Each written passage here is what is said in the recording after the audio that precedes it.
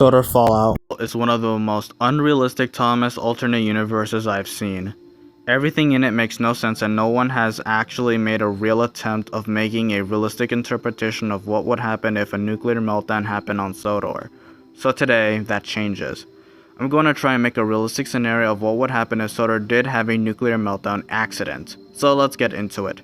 Before we begin, I want to set some ground rules for this scenario. For one thing, mutated engines aren't a thing in this scenario. Second, there is no plot about PT Boomer or anything else. This is purely about what would happen if a nuclear meltdown happened on Sodor and the fallout from it. Finally, I will be using this map of the island of Sodor as a basis for this scenario. With that, we can begin the experiment. In order to figure out what would happen during a meltdown event on Sodor, we would need to get some real-life examples of nuclear meltdowns. Now, most would point to the Chernobyl incident of 1986, where nuclear material spread into the atmosphere. However, that was a special case and not a benchmark example because of the unique factors that led to the meltdown. I'll instead be using the more recent 2011 Fukushima disaster as our prime source of information to base off of our scenario. So let's start there. This map will be extremely helpful in figuring out the radius of the evacuation zones. As you can see here, 20 kilometers or 12 miles is the exact evacuation zone if a nuclear meltdown were to happen, and this information will be used for our scenario of a meltdown event on Sodor. For the sake of simplicity, I'll be using 10 miles as the evacuation radius because I can't be bothered to adjust the little scale on the bottom of the Sodor map I'm using, so 10 miles is our starting point. Now, this is where things get a bit tricky, because in the original Sodor Fallout story, the nuclear plant is on the Brendan branch line. Now, this is incredibly unrealistic for a lot of reasons, but the main one is the fact that it's really close to Sodor, the only city on the island. Usually, nuclear plants are located far from any population, and if there is a population around, it's very sparse. So, for the plant to be near Sodor is incredibly unrealistic. So, the plant would need to be elsewhere, but where exactly? I will be ruling out the lines that have a large population on them.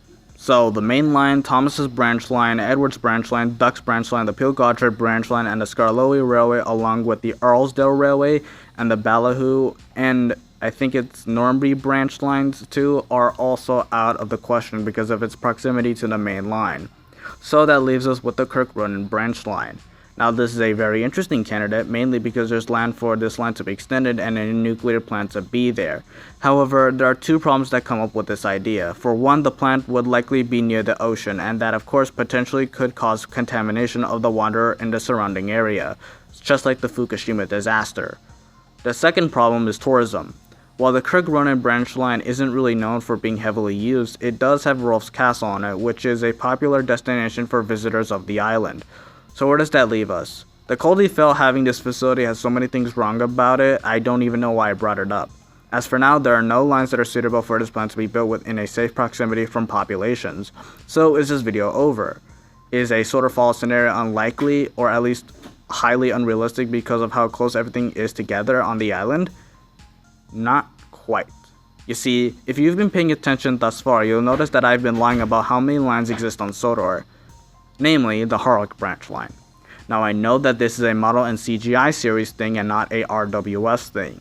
However, according to the iOS book, there have been plans to extend the Northwestern Railway up to Harwick and at some point during either World War I or World War II.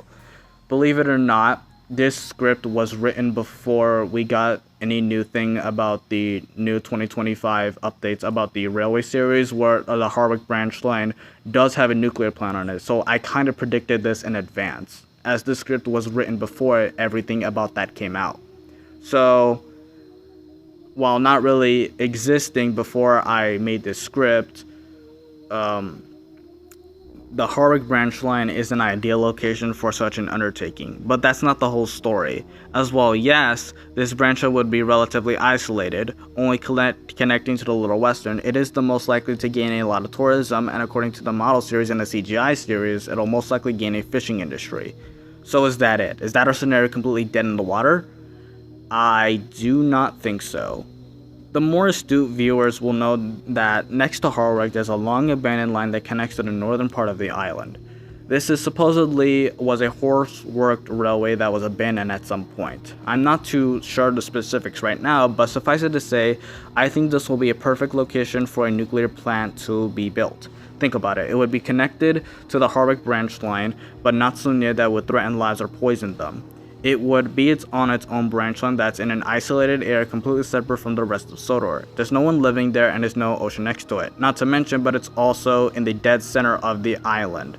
So that's also very helpful for getting energy to the rest of the island. Even if it's not through railways, it could possibly be through roads as well. So there you have it. During the 70s, the Harwick branch line is constructed from Arlesburg and extended up to the town. I believe the construction would start during 1971 and be completed by 1978 or 1979 if we give the maximum time frame of its completion. The other branch line from the Harwick line would be the Harwick to Craigweir line, passing by Drogon and Ballastwine, which I think would probably have its own rail line. The Harwick branch line would connect it to the Northern Sodor line, which would be from Harwick to Craigweir. That is the Northern Sodor line. I think that given everything, the time frame for the nuclear plant's opening would be around 1987, with the branch line and the facility both being open at the same time. So now that the facility is on the island, what would realistically happen during a meltdown? Now, when would this meltdown take place? For starters, we need to understand why a meltdown would even take place in the first place, which is apparently due to a lack of cooling. So something happens with the cooling system and that causes a meltdown. Got it. When it would take place is overall irrelevant, but to give specifics here, I'd argue late 90s to early 2000s for the time period of a potential nuclear meltdown. I figured that the area around the facility would be evacuated, which would be around Craigweir. So the engines that are stationed there are evacuated, the town is evacuated, etc, etc. I wouldn't have this event be a super explosion or an island-wide event, as there have been low-profile nuclear incidents that have happened in the past.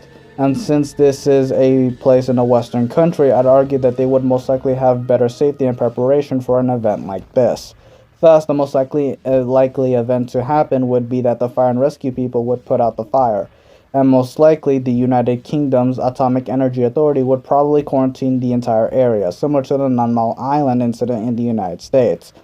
And as such, the town of Craigweir is abandoned, and the local inhabitants would move closer to Harwick, thus boosting its overall population by the late 2000s/early 2010s. The branch line that would once go up to Craigweir would be controlled by the government to monitor any abnormal activity, and as such, all normal traffic would be rerouted to Drogon. I'd imagine in this scenario, Pilgardred also has a shelter-in-place order until the whole thing is done and over with, although the mountains might help them with the safety event, but still it would probably be under an order given as a precaution.